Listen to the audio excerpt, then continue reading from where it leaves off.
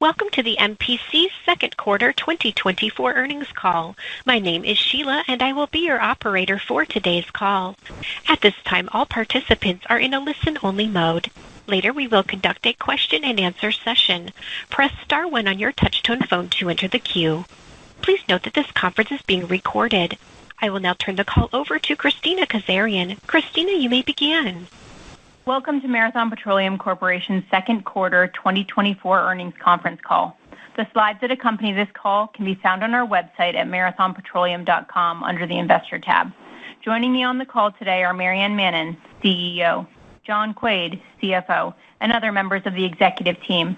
We invite you to read the safe harbor statements on slide 2. We will be making forward-looking statements today. Actual results may differ. Factors that could cause actual results to differ are included there, as well as in our filings with the SEC. With that, I'll turn the call over to Maryann. Thanks, Christina, and good morning, everyone. I want to take a moment to recognize Mike Hennigan's leadership as CEO of MPC over the last 4 years. Mike's record of accomplishment has been tremendously valuable. During his tenure, Mike delivered its transformative strategic priorities and returned a peer-leading $40 billion to shareholders. We're fortunate to have Mike as executive chairman of MPC's board going forward. Moving to the global macro environment, in the second quarter, supply of refined products reached all-time seasonal highs. The margin environment supported assets running at high utilization, and new capacity additions continue to ramp. At the same time, demand for refined products set new records globally. We expect 2024 will be another year of record refined product consumption. Within MPC's domestic and export businesses, we are seeing steady demand year over year for gasoline and diesel and growing demand for jet fuel. As we look forward, demand growth is expected to outpace near-term capacity additions over time, with limited global refining capacity additions expected through the end of the decade. These fundamentals still support an enhanced mid-cycle environment for refining. The U.S. refining industry is expected to remain structurally advantaged over the rest of the world. We believe our assets will remain the most competitive in each region in which we operate. Our fully integrated refining system and geographic diversification across the Gulf Coast, Mid-Con, and West Coast regions provide us with a competitive advantage. We are steadfast in our commitment to safely operate our assets and protect the health and safety of our employees. Operational excellence and commercial execution have driven sustainable structural benefits, uniquely positioning us to capture market opportunities.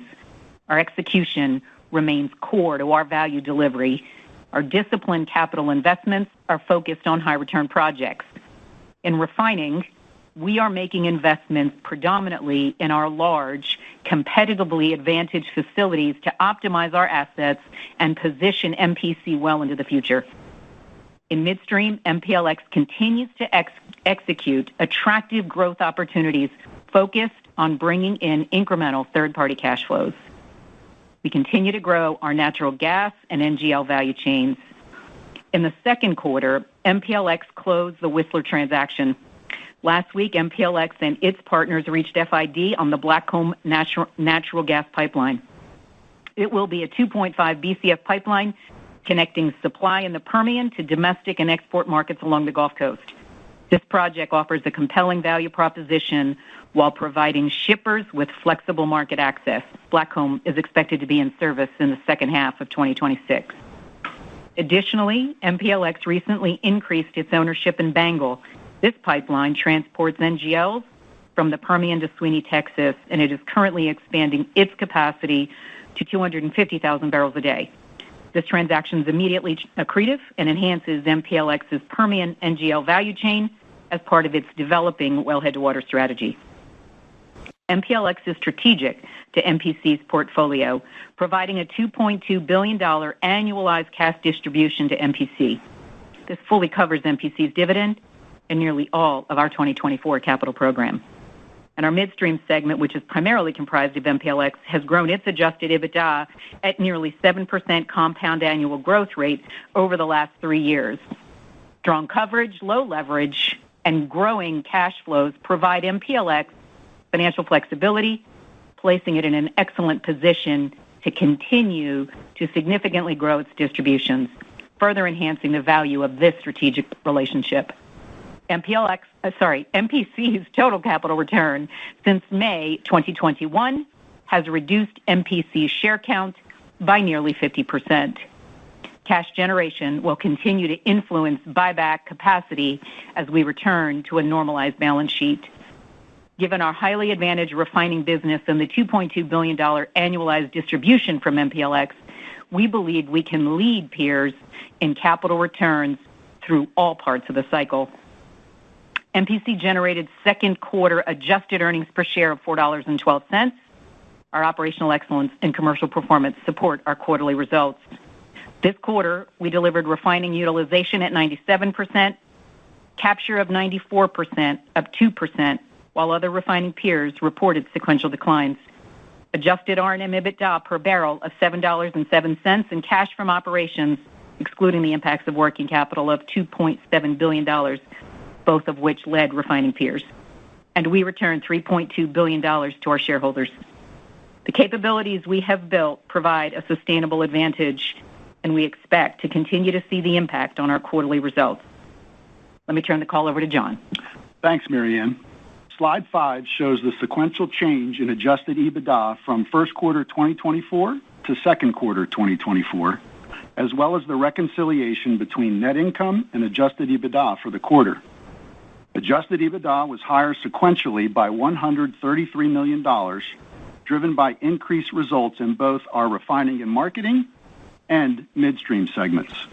The tax rate for the quarter was 16%, resulting in a tax provision of $373 million. The second quarter tax rate largely reflects the earnings mix between our R&M and midstream businesses.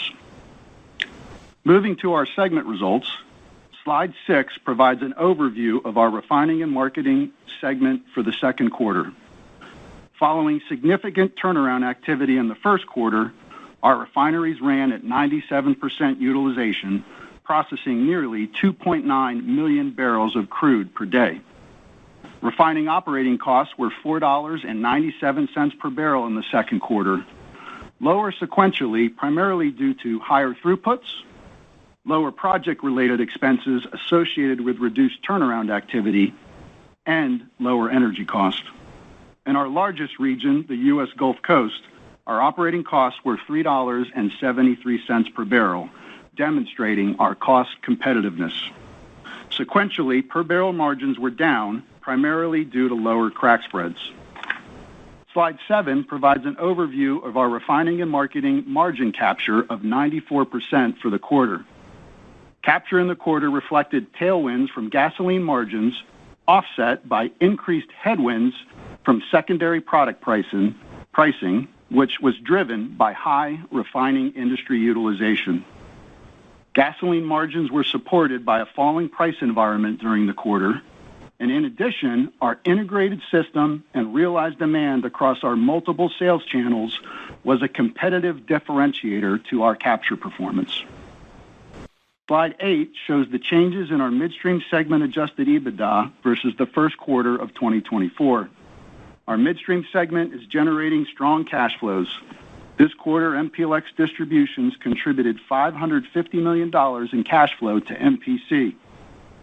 The two midstream transactions Maryann discussed earlier further enhance our Permian value chains for both natural gas and NGLs. Through organic growth and disciplined investments, MPLX continues to provide growing cash flows to MPC. MPLX is a differentiator in the MPC portfolio and remains a source of durable earnings growth. Slide 9 presents the elements of change in our consolidated cash position for the second quarter. Operating cash flow, excluding changes in working capital, was $2.7 billion in the quarter, driven by both our refining and midstream businesses. Working capital was a $541 million source of cash for the quarter, primarily driven by the decrease in refined product prices. This quarter, capital expenditures and investments were $541 million. And during the second quarter, MPLX issued $1.65 billion in 10-year senior notes, the proceeds of which MPLX expects to use to retire senior notes maturing in December of this year and February of next year. MPC returned $2.9 billion through share repurchases and $290 million in dividends during the quarter. And in July, we repurchased just over $900 million of MPC shares, leaving $5.8 billion remaining under our current share repurchase authorizations, and highlighting our commitment to superior shareholder returns. At the end of the second quarter, MPC had approximately $6 billion in consolidated cash and short-term investments, excluding cash at MPLX. Turning to guidance, on slide 10, we provide our third quarter outlook. We are projecting crude throughput volumes of just over 2.6 million barrels per day, representing utilization of 90%. Planned turnaround expense is projected to be approximately $330 million in the third quarter, with activity focused in the Mid-Con and Gulf Coast regions. Turnaround expense for the full year is anticipated to be approximately $1.4 billion. Operating costs are projected to be $5.35 per barrel in the third quarter. Distribution costs are expected to be approximately $1.55 billion, and corporate costs are expected to be $200 million. In summary, our second quarter results reflect strong cash generation and disciplined capital allocation. The R&M segment generated $2 billion of adjusted EBITDA, and MPLX distributed $550 million to MPC. This supported investments of over $500 million and capital return of approximately $3.2 billion. With that, let me pass it back to Maryann. Thanks, John. My priorities are consistent with those that made MPC a peer-leading energy investment. We are unwavering in our commitment to safe and reliable operations, operational excellence, commercial execution, and our cost competitiveness yield sustainable structural benefits and position us to deliver peer-leading financial performance irrespective of the market environment. To do this, we will optimize our portfolio to deliver outperformance now and in the future. We'll leverage our value chain advantages, ensure the competitiveness of our assets, and continue to invest in our people. Our execution of these commitments position us to deliver the strongest through-cycle cash generation. Durable midstream growth should deliver cash flow uplift. We will invest capital, but be disciplined where we believe there are attractive returns, which will enhance our competitiveness. We are committed to leading in capital allocation. We will return excess capital through share repurchases. MPC is positioned to create exceptional value through peer-leading performance, execution of our strategic commitments, and a compelling value proposition. Let me turn the call back over to Christina. Thanks, Maryann. As we open the call for your questions, as a courtesy to all participants, we ask that you limit yourself to one question and a follow-up. If time permits, we will re-prompt for additional questions. We will now open the call. Sheila? Thank you. We will now begin the question and answer session. If you have a question, please press star then one on your touch-tone phone. If you wish to be removed from the queue, please press star then two. If you are using a speakerphone, you may need to pick up the handset first before pressing the numbers. Once again, if you have a question, please press star then one on your touch-tone phone. Our first question will come from Manav Gupta with UBS. Your line is open.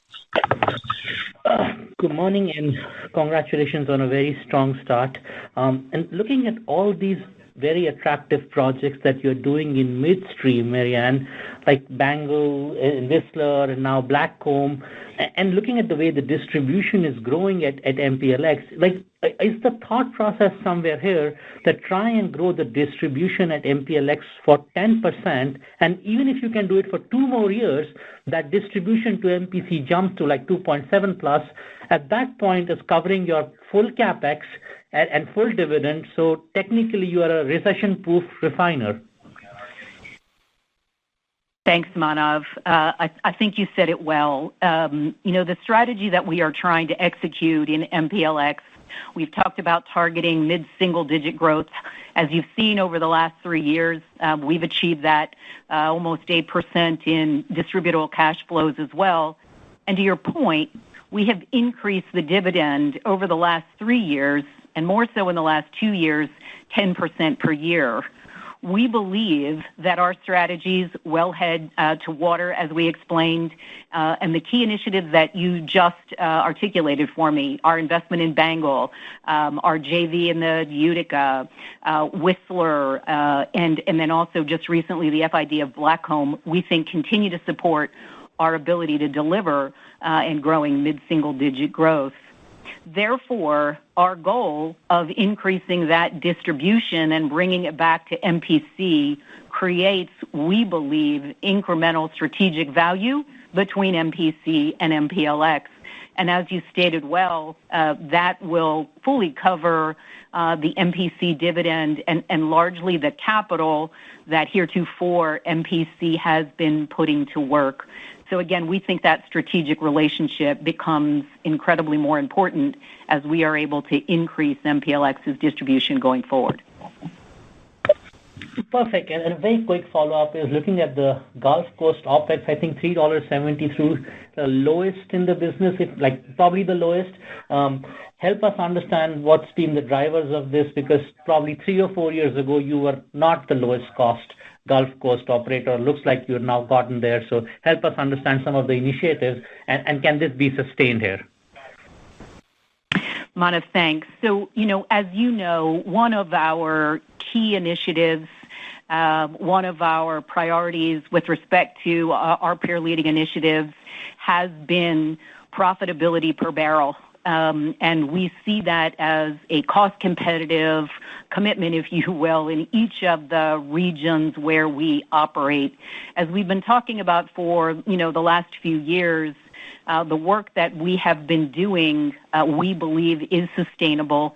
Ultimately, again, what we're trying to do is to deliver the best EBITDA per barrel in each of those regions. We appreciate your recognition of the Gulf Coast. I'll pass it to Rick, see if he wants to add any comments on the Gulf Coast. Yeah, so on the Gulf Coast, I will share that with utilization where it's at. We believe it to be a highly constructive market going forward and continue to rebound enough. Thanks, guys. Thank you. Next, we will hear from Neil Mehta with Goldman Sachs. You may proceed.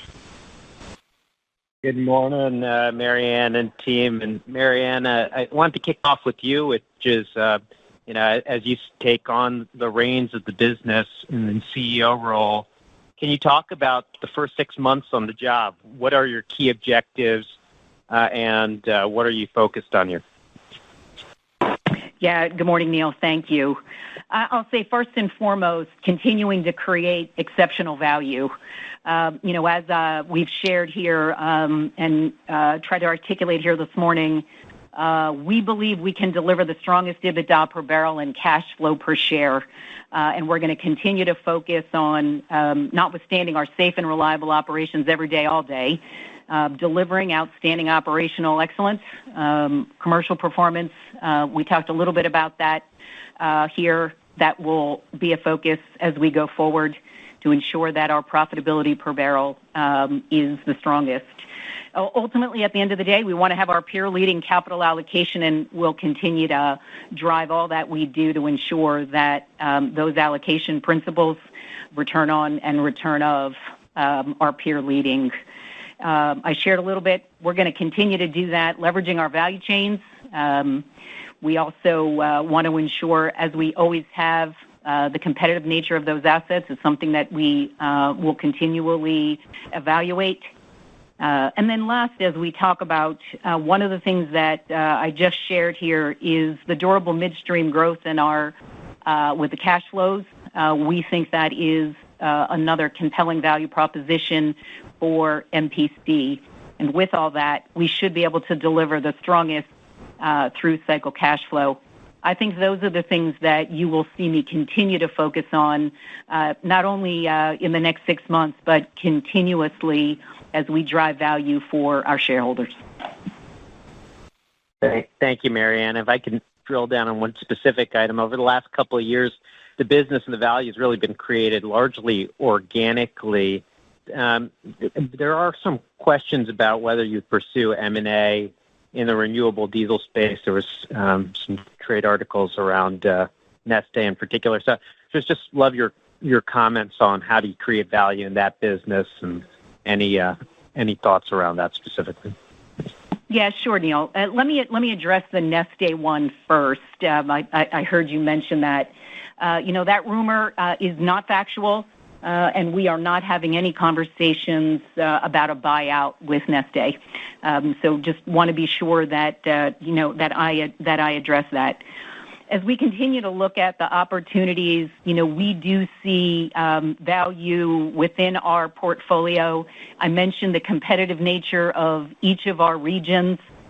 We continue to see opportunities there to drive performance. We are focused on our commercial performance and continuing to deliver the strongest EBIT per barrel, as I mentioned. So right now, we see the opportunities within our own portfolio, and we'll continue to evaluate as we go forward over the long term how to deliver that value proposition. But we see our ability to grow organically. Super clear, Marianne. Thank you. Our next question will come from Paul Cheng with Scotiabank. Your line is open. Hi, thank you. Good morning, Marianne and John and the team. Two questions, please. I think the first one is probably for Rick. Rick, for TMX, has been up and running for a number of months.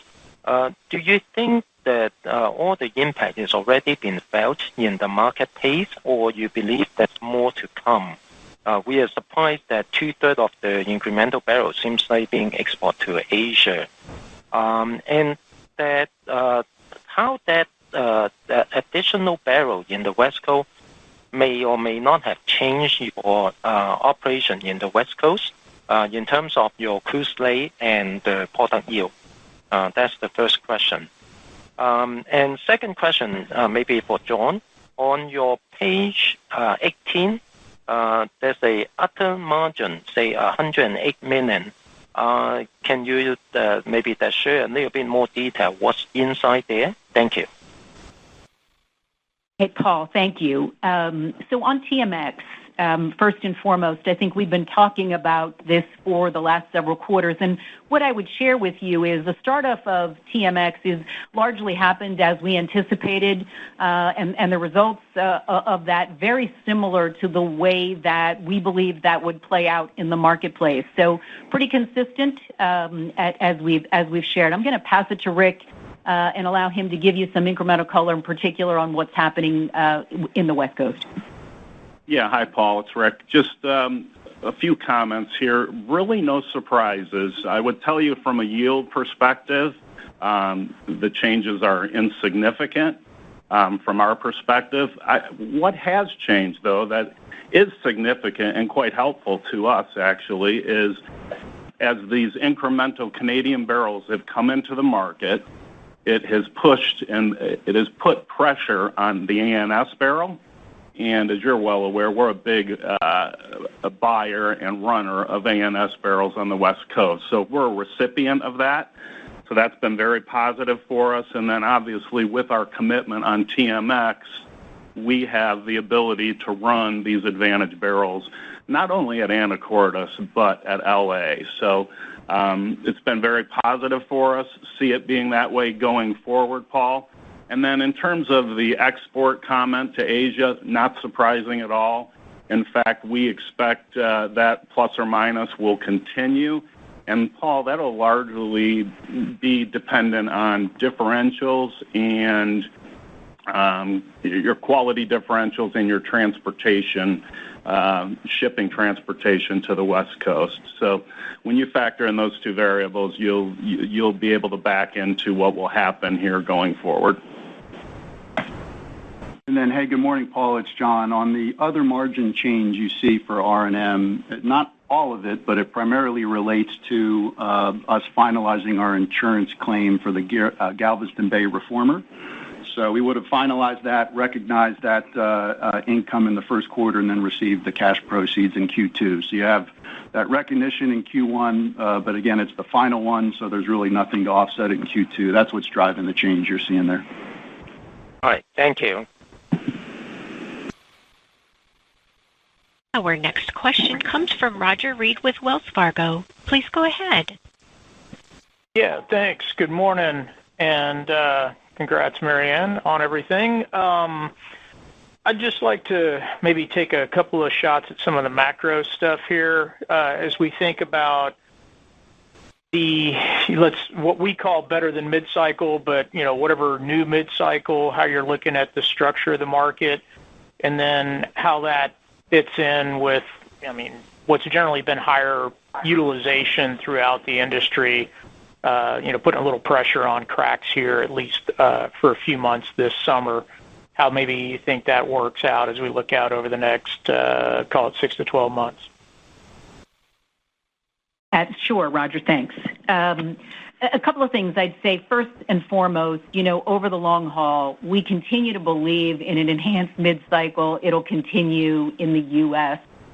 Clearly in the short term, we talked a little bit about what we saw happen Q1, Q2, Q2 coming off of, pretty high turnaround, across the space in Q1. And then you see, obviously, continued volatility here, supply, demand. But over the long haul, as I mentioned, we do not see, really any challenge there.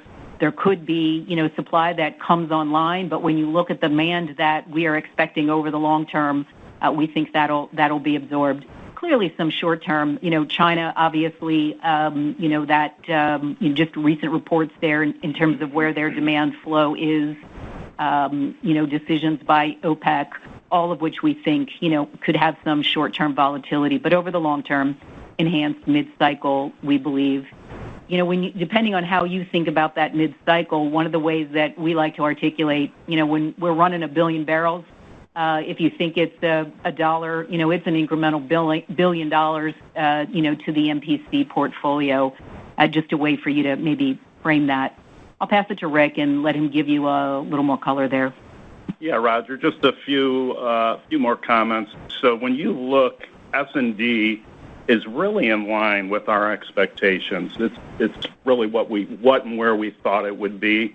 But when you drill down even further and look at utilization closer to home domestically, over the last couple of weeks, even domestic utilization is off some 4%, ironically bringing us to this 90% utilization level, which is where our guidance is going forward. So we see that as continuing to be very constructive.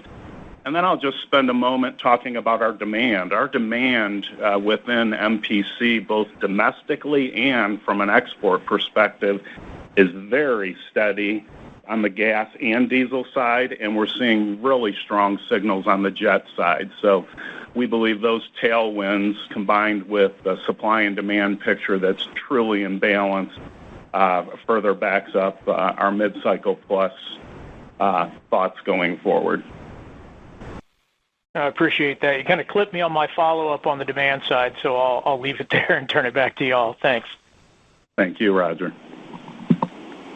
Our next question will come from John Royal with J.P. Morgan. Your line is open. Hi, good morning. Thanks for taking my question. So my first question is just looking at your 90% utilization guide for 3Q. It's pretty low for MPC for a 3Q. There is a fair amount of turnaround activity, it appears, just from the total turnaround dollars. But my question is there any economic downtime or pulling forward of turnaround activity or in any way, any kind of response to the weaker crack environment buried in that 90%? Hey, morning, John. It's John. I'll take that to start. You're spot on with the turnaround comment. Really, largely what you're seeing, right? We've got activity, as I mentioned, in the Mid-Con and the Gulf Coast. That's going to affect, what we're going to be able to run. And then I'll make an initial comment, turn it over to Rick if he has any furthers. But really, we're going to continue to run our assets optimally to meet the demand in the market. Yeah, John nailed it. We will run economically, and 90% is the guidance that we think is a fair number going forward as we're 1/3 of the way through the quarter. Great, thank you. And then I was just hoping for a little color operationally on how Martinez is running and ramping towards the target of getting to full by year end. And relatedly, do you have any concerns about the price of feedstocks getting driven up by a combination of Martinez ramping back to full and Rodeo coming on and ramping its runs of lower feedstocks? Yeah, John, this is Tim. I'll take that one. We continue to believe Martinez is a highly competitive facility, and in the second quarter, we did bring a second unit back online, which did provide us with the ability to run at 75% of the nameplate capacity. And as we have noted in the past, we expect to bring the last production unit online by the end of this year, which would allow the plant to run at 100% of its nameplate capacity. So we're on track for that. Thank you. Next, we will hear from Jason Gabelman with TD Cowen. You may proceed. Morning. Thanks for taking my questions. I wanted to ask, firstly, on shareholder returns and the pace of buybacks moving forward. 2Q was a very strong buyback quarter. If I look, adjusting for working capital the past couple quarters, net debt has increased about $1.5 billion at the parent. And just wondering if that's indicative on how you're managing the balance sheet moving forward as you continue to deploy that excess capacity towards buybacks, or conversely, do you become a bit more cautious here in the near term with potential for some dislocations, perhaps in the stock price moving forward, should things continue to weaken, that maybe presents a more advantageous price to buy at? Thanks. Hey, Jason, thanks. With respect to buyback, appreciate the comment on the second quarter. As you can see, $2.9 billion in the quarter. We continue to see share buyback as an appropriate return of capital, particularly when you look at the current equity price of MPC and what we believe to be over the long term, the growth and opportunity in this equity. So, you'll continue to see us use cash to buy back stock. Again, no change to that view. As we look at that, part of the reason, you saw that change in net debt, obviously, is quarter over quarter. You saw the drawdown in cash. We've talked about what looks like a reasonable place for us to be in terms of a cash position. I can have John, share a little bit more about that with you, but we're not near there. So we continue to believe in buybacks, and we'll go forward with that. Great, thanks. And my follow-up is just specifically on results in the Mid-Con. Gross margin came in very strong. I was wondering what drove that, if there was any one-time items or items you would call out for the quarter. Thanks. Hey, Jason, it's Rick Hessling. So no one-time items. What I would tell you is we believe a competitive advantage of our assets in the Mid-Con is our fully integrated system. We've been working for many years to create optionality from what we call cradle to grave, when you think refining all the way through our end consumer, and we believe this is and will continue to pull through on our results. Thanks. Our next question will come from Carlos for Doug Leggett with Wolfe Research. Your line is open. Hey, y'all. This is Carlos. Doug sends his apologies. First of all, congrats on the quarter, and thank you for taking the question.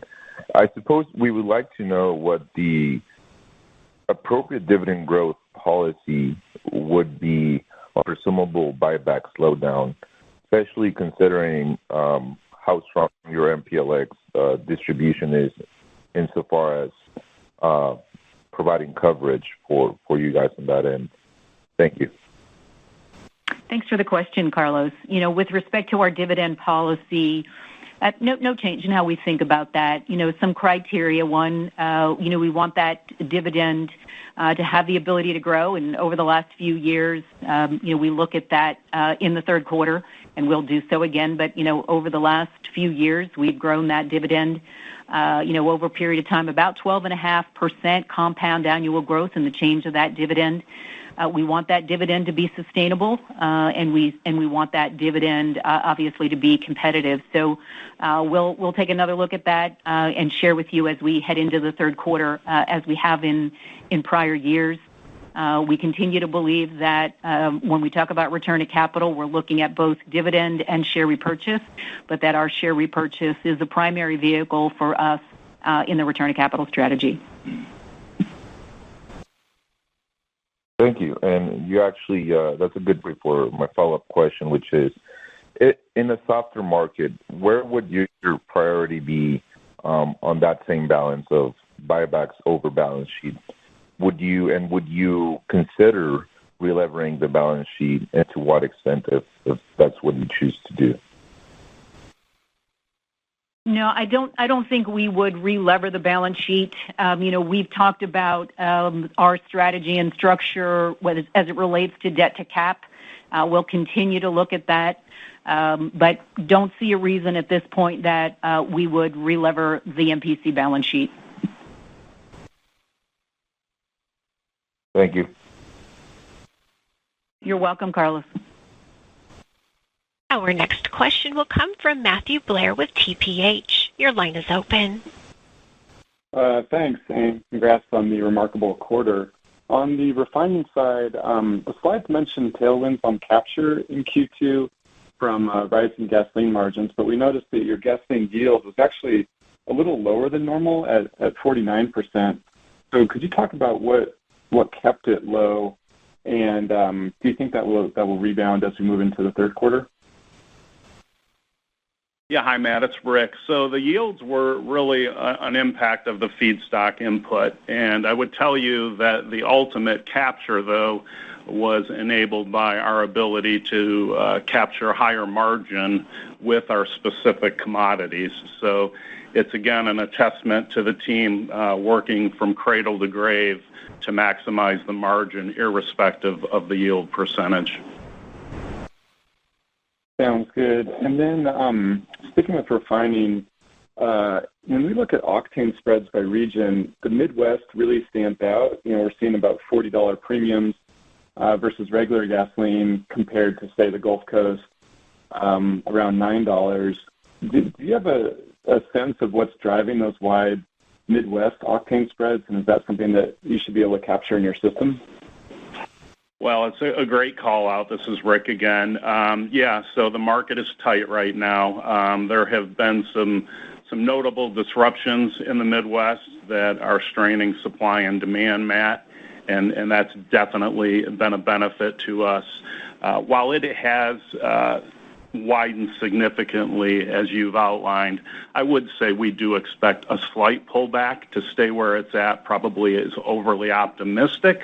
But with that being said, constructively right now, the Midwest is tight. Great. Thank you very much. Thank you. Now our next question will come from Teresa Chen with Barclays. Your line is open. Hi. Just a quick follow-up on your midstream strategy as it complements R&M. So as you grow that wellhead-to-water footprint in Permian to the Texas Gulf Coast, is your preference still to keep the commodity exposure at MPC such that if you get that final piece in market LPGs across the water, as your midstream competitors do, and R&M keeps that piece of the earnings, could that structurally augment R&M capture?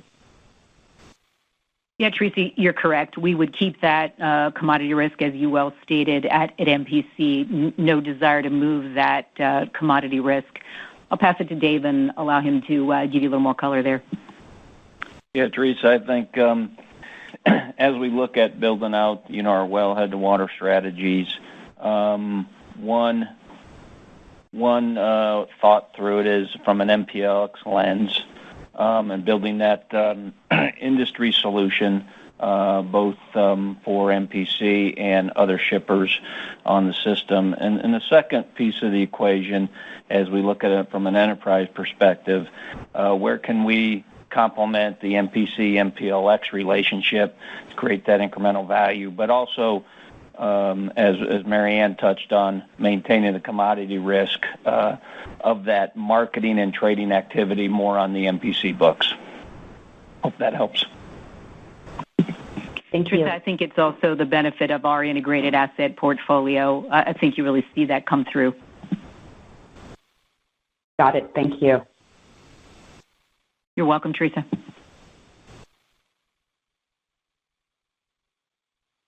All right, Sheila, if there are no other questions, thank you for your interest in MPC. If you guys have additional questions or would like clarification on the topics discussed this morning, please reach out and the investor relations team will be available to take your calls. Thank you for joining us today. Thank you. That does conclude today's conference. Thank you for participating. You may disconnect at this time.